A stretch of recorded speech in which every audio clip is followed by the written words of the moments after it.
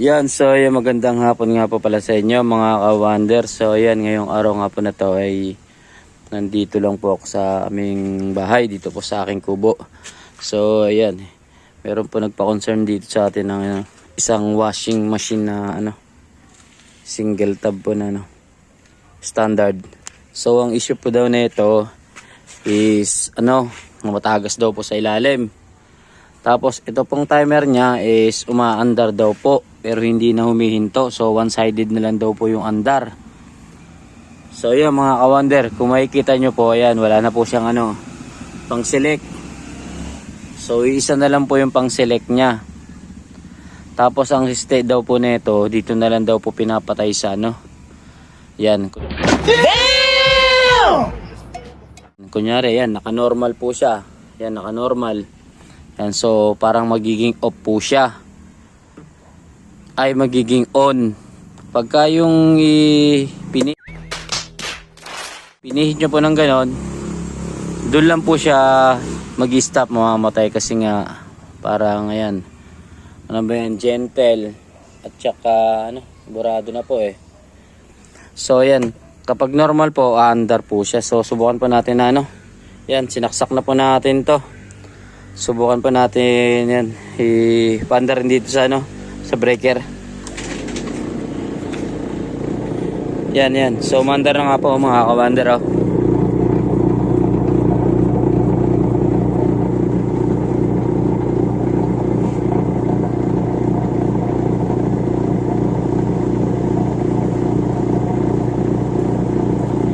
Yan, so hindi na nga po siya nagre-reverse saka humihinto. So problema rin po talaga nito is timer. So ayaw na po itong paggawa nung timer. So ang concern lang po dito is nauubos daw po yung tubig. So yung ganyang issue okay lang daw po kasi kaya naman daw nilang i-operate dito yan Yan. Ayan na lang daw po yung ginagawa niya on off. Pagka yan nakatapat po sa gentle, yan, mamamatay siya. Pag binalik mo po dun sa yun, sa normal, yan, under na naman. So oh my god, wow! So ito po, nauubos lang daw po yung laman na tubig. So siguro pag may nakasalang po siya, yan, may sabon, nauubos nga po yung laman. So yan, so titignan po natin kung ano pong problema nito sa pangilalim niya, kung dun po sa hose niya or dun sa sa drain system. So yan, so ayaw na po nilang paggawa tong yung timer na yan kasi okay naman daw po yan, napapatay naman po dito yan, napatay na So yan ang basihan niya para mapatay daw to. So yan, tignan na po natin kung magagawa natin dito. A few moments later. Yan, so ayan mga ka-wonder, so ayan, tumagas nga po dito nung nag-testing tayo. So nag-leak nga po dito sa drain system. So binuksan na lang po natin to. So ayan, so kung napapansin nyo po, ayan, kalawang na po yung spring nya. Yan, putol na po yan putol na. So pagka ganyan po kasi hindi na po siya makakahila na maayos. Tapos yung ito nyo naman pong goma nya, pudpud na rin po. So dalawa po yung papalitan natin dito, itong spring at saka itong goma, yung nya, rubber valve nya. Yan butas na rin po So wala na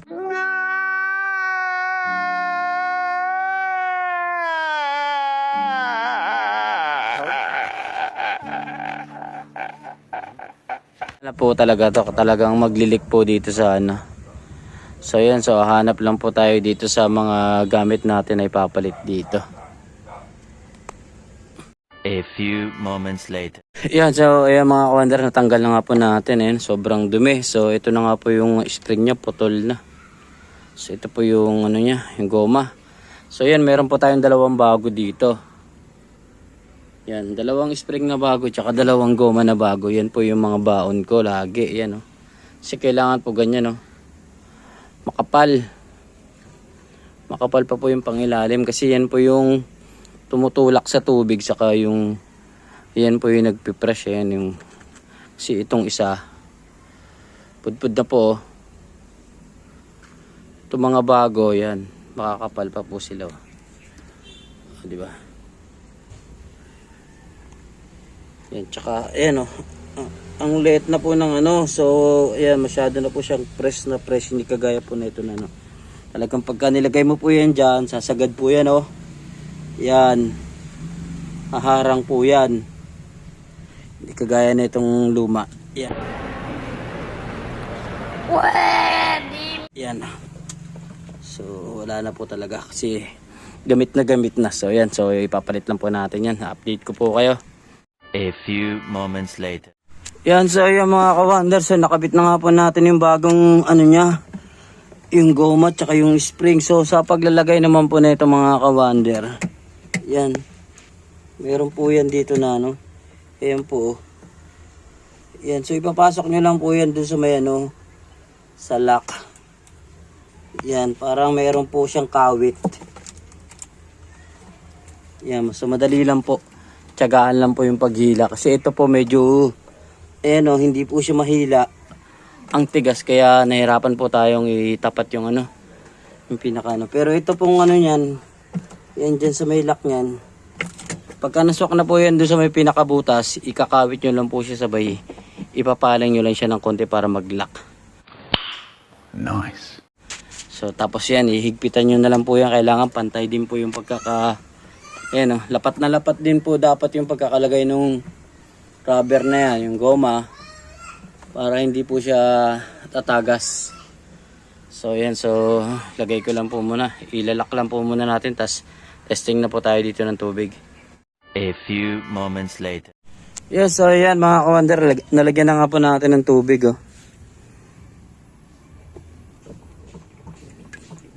Yan, so medyo marami na po yan.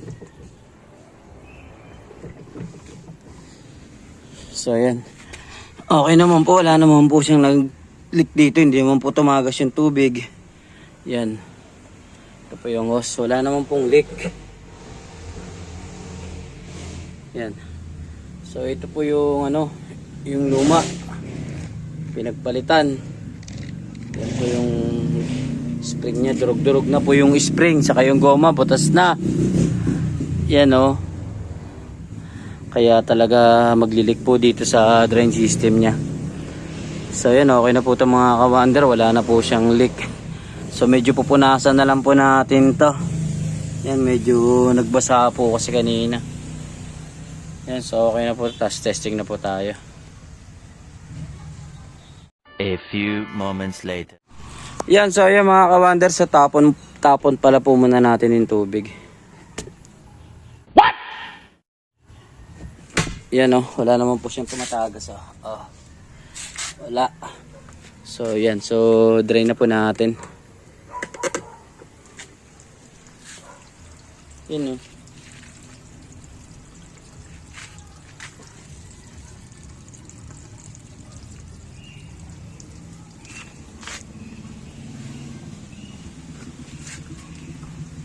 Yan, so yan, nabusin lang po natin yung tubig, tapos testing na po tayo dito.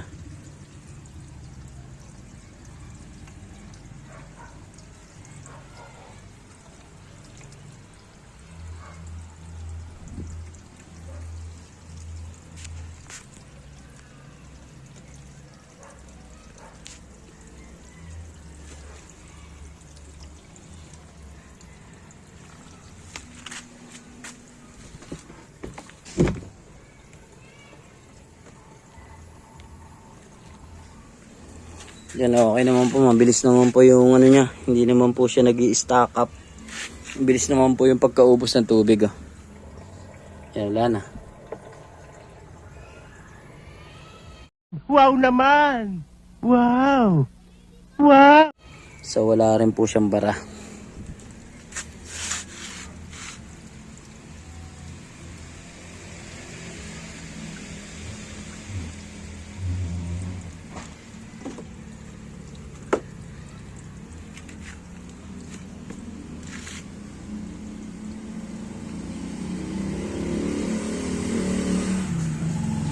Yan, so okay na po ito mga ka-wonder. Update ko na lang po kayo pagka testing na to. 1 hour later.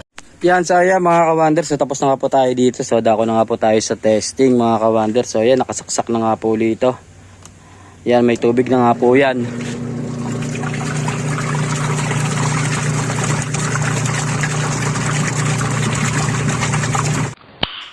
Nice. Yan, so yung system po na talaga nito mga ka-wonder. So wala na pong reverse yan. Dire-diretso na lang po talaga yung ikot nito. So basehan ng pagpatay dito ng tumer po natin, so pipihitin na lang daw po dito. Yan dito para mamatay sa gentle po yan, gentle. Pagka binalik po natin dito sa tutok po siya dun sa baba sa normal. So yan.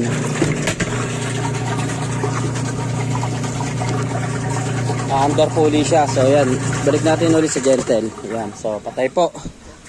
So pagdating naman po dito sa baba, wala na po siyang leak oh. Yan.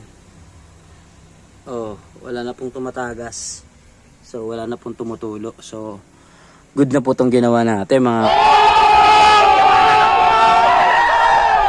ka-wonder. Yan. So ang ano po nito mga ka-wonder, lagi nyo pong i-check na kung merong leak yung isang washing nyo po, tatlo lang po yung pinanggagalingan niya mga ka-wonder. Yan, maaring unang-una doon sa drain, yan nga po sa drain system, maaring sira na po yung spring at saka yung ano niya po, yung goma, yung valve. Pangalawa po, doon po sa ano, sa hose. At yung pangatlo po, yung pinakadelikado po, yun dun po sa gearbox. Kasi pagka dun po nag-leak sa gearbox, diretso po kaagad talaga sa motor yan. So ang tendency po niyan, pagka nababasa po yung motor, magkakaroon po ng ground, kuryente, hanggang sa tuluyang sirain niya na po talaga yung motor. Kasi karamihan po ng may leak po na galing po sa gearbox, laging may ground po yung washing. Kaya kapag may ground po yung washing nyo, ang gagawin nyo po, sakaling hindi pa po kayo handa magpalit or wala pang budget, lagi nyo pong papatayin na lang. Kung mayroon pong breaker yung mga saksakan nyo, patayin nyo na lang po. Yan, kagaya nyan. Kasi kapag wala na pong power supply yan, kahit magkaukaw na po kayo dyan, magsawsaw na kayo dyan, hindi na po kayo makakuryente. Pero kung wala po kayong ganyan, delikado po yan. Tatanggalin nyo pong permis lagi sa saksakan. Kung wala po kayong breaker, lagi nyo pong tatanggalin sa saksakan para safe po kayo. So ganun lang po mga ka-wonder, lagi nyo lang pong i-check na kung leak lang po ang problema, tatlo lang po yan. Drain system at saka yung ano po, hose, at saka yung pinaka importante at nakakatakot sa lahat, yung sa gearbox po. Kasi pagka talagang ang gearbox po nasira, maingay na po yan, kaya hindi nyo na po matitiis na hindi palitan yung gearbox. Tapos ayun nga po, babasahin niya po yung motor hanggang sa magkakaroon po ng ground, kuryente, hanggang sa tuluyan masisira na po yung motor.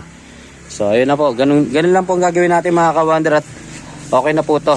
Yan, at medyo inabot na po tayo ng gabi. Ayan, oh. Padilim na po, susoli na po natin sa customer to.